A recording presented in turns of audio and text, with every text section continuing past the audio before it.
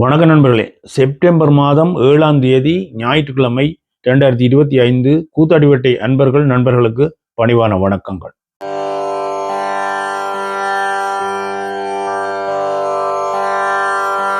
இந்த பாதாள உலக குழுக்கள் பிடிபட்டாலும் பிடிபட்டது அரசியல்வாதிகளுக்கெல்லாம் கெரி கிழக்கத்துல போயிட்டுது. இப்போ ஐஸ் போதைப் பொருள் தயாரிக்கிறதுக்கு மூலப்பொருட்களை கொண்டு வந்து 50,000 கிலோ வரையில பதுக்கி வைத்திருந்தவர்கள் என்று சொல்லி வெளியில வந்துட்டுது. இன்னும் பல குற்றச்செயல்கள் வெளியில வந்து கொண்டிருக்குது. அந்த 50,000 போதைப் பொருள் தயாரிக்கிறதுக்கான மூலப்பொருளை கொண்டு வந்து யார் சேமித்தவர்கள் யார் என்று பார்த்தால் அது பொதுஜன பெரமுனவினுடைய முக்கிய உறுப்பினர்களாக காணப்பட்டிருக்கு. இது இது அரசியல் பின்னணியோட தான் இந்த இது நடந்திருக்குன்னு சொல்லி பார்த்தால், இன்றைக்கு நாமல் ராஜபக்ச சொல்றார், நாங்கள் கட்சியை விட்டவர்களை விலத்திட்டோம், இப்படி குற்றச்செயல்களில் அவர் ஈடுபட்டிருக்கிறபடியால் தங்களுக்கும் அவர்களுக்கும் சம்பந்தம் இல்லை என்று சொல்லி ஒரு தகவலை சொல்றார். அதே நேரத்தில் இந்த 50,000 கிலோ போதைப் பொருட்களையும் கொண்டு வந்து இலங்கைக்குள்ள கொண்டு வர்றதுக்கு சுங்க திணைக்களம் அனுமதி அளிச்சிருக்குது. அனுமதி அளிச்சு 2 சான்றுகளையும் கொடுத்திருக்குது. அந்த சான்று வந்து அரசியல் மட்டத்திலே ஒரு மந்திரிமார் மட்டத்திலே அல்லது மேல உள்ள அரசியல்வாதிகள் உடைய மட்டத்தில் இல்லாமலுக்கு சுங்க திணைக்களத்தால அந்த சான்று வழங்க முடியாது. இந்த சுங்க திணைக்களம் வழங்கி இருந்தா கூட ஒரு அரசியல் பிரமுகருக்கு தான் வழங்கி இருக்கும். சும்மா எல்லாம் சாதாரணமாக ஒரு அரசியல் கட்சியில உள்ள கீழ் மட்டத்தில் உள்ள ஆக்களை கொடுத்திருக்காது. இந்த இந்த சான்று வழங்கப்பட்டதிலிருந்து பார்க்கக்கூடிய இருக்கு. அரசியல் பெரிய புள்ளிகளுடைய ஒரு பலமும் அவர்களுடைய கையும் அந்த சாமான் இறக்குமதியில் இருந்திருக்கு. இந்த போதைப் பொருளுக்கான மூலப்பொருள் இறக்குமதியில இருந்திருக்கு. அதே போன்ற இந்த கண்டுபிடிக்கப்பட்ட பொருள் போன்ற இன்னும் ஒரு இடத்துல தங்கால் என்ற இடத்துல இருந்து சில பொதுமக்கள் டெலிபோன் அடிச்சு சொல்லி இருக்கணும், இனி இப்படித்தான் பெறப்போகுது. ஒவ்வொரு திருட்டுகளாகவும் ஒவ்வொரு குற்ற செயல்களும் இப்படித்தான் பொதுமக்கள் இனி துணிஞ்சு வருவினும். பொதுமக்கள் டெலிபோன் அடிச்சு போலீஸுக்கு சொல்லி இருக்கணும். இதே போல ஒரு சந்தேகத்துக்கிடமான ஒரு வெண்மை நிறமான பொருட்களை கொண்டு வந்து நாங்களும் கண்ணில காணக்கூடிய இருந்தது.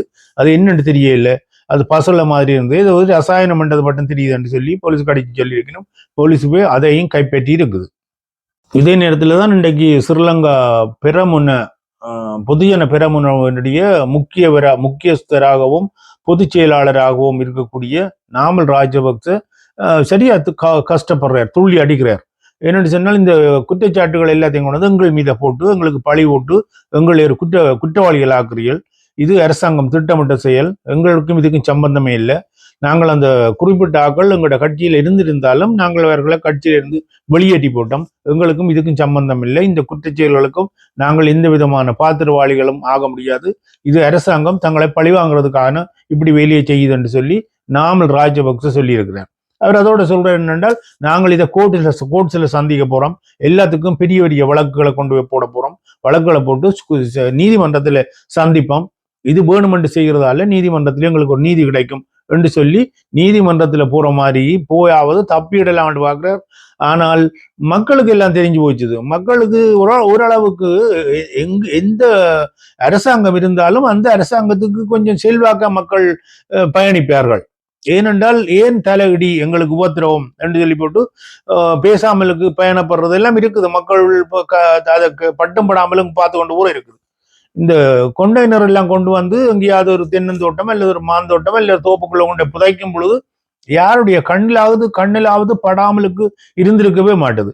அதே நேரத்திலே அந்த இடத்துக்கு சில போலீஸ்காரர் வந்து போயிருப்பினும் இந்த அரசியல்வாதிகளுடைய செல்வாக்குல போலீசினுடைய ஜீப்புகள் இதுகள் வந்து போய்க்குள்ள மக்கள் வாப்பினும் இது பெரிய இடத்து சம்பந்தம் இன்னும் செய்யறாங்க, நாங்கள் ஏன் பார்ப்பான் என்று சொல்லி போட்டு விலத்தி போறதெல்லாம் மக்களுக்கு இருக்குது. இப்படித்தான் நடந்திருக்கும். இந்த அளவு சாமான ஒரு வெளிநாட்டிலிருந்து கொண்டு வந்து இறக்கி ஒரு போதைப் பொருள் செய்கிற ஐஸ் போதைப் பொருள் செய்கிற சாமானை கொண்டு வந்து இறக்கி அதை செய்யறதுக்கான விஞ்ஞானிகள் போல ஆக்களை பாகிஸ்தான்ல இருந்து இறக்கி இங்க வந்து ஒரு ஃபேக்டரி ஒன்று நடத்துறது என்ன சும்மா எல்லாம் முடியாது. இது அரசாங்கத்தில உள்ளவர்களுடைய ஒரு செல்வாக்கு இல்லாமலுக்கு நடக்க முடியாது. அது கண்டுபிடிக்கப்பட்டு வந்துட்டு ஓரளவுக்கு பொதுஜன பெரமுன ஸ்ரீலங்கா பொதுஜன பெரமுனவினுடைய ஆக்கள்லாம் இதை நடத்தி இருக்கணும்ன்றது இப்ப தெரியுது. கெகல் பத்ர பத்மாவினுடைய ஆக்கள் எல்லாம் நாமளுடைய கையாக்களா இருந்திருக்கணும், செல்வாக்கான ஆக்களா இருந்திருக்கணும்.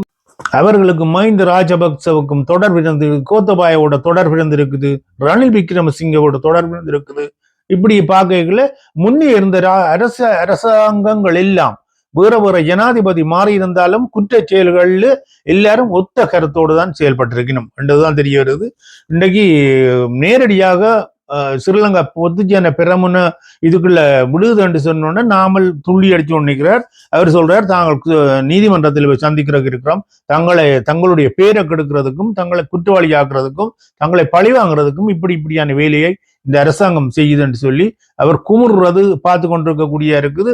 உங்களுக்கு எல்லாருக்கும் எங்களுக்கு எல்லாருக்கும் தெரியும், இந்த நாட்டை குட்டிச்சுவர் ஆக்கினது யார், இந்த நாட்டில இவ்வளவு குற்ற செயல்களுக்கு இடமளித்தது யார், இதெல்லாம் எல்லாருக்கும் தெரியாமலுக்கு இல்லை.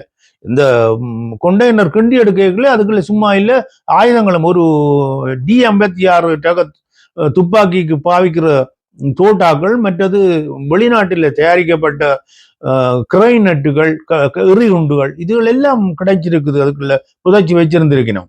அப்ப இதுகள் எல்லாம் அரசாங்கத்துக்கும் இராணுவத்துக்கும் முன்னிய இராணுவங்களுக்கும் சம்பந்தம் இல்லாமலுக்கு, போலீஸ்ல சம்பந்தம் இல்லாமலுக்கு இதுகள் நடந்திருக்கிறதுக்கு வாய்ப்பே இல்லை. ஆனோடியால் இது விலை போட்டாச்சு, மெல்ல மெல்லமாக எல்லாம் விசாரணை வளையத்துக்கு கொண்டு வரப்படுகிறது.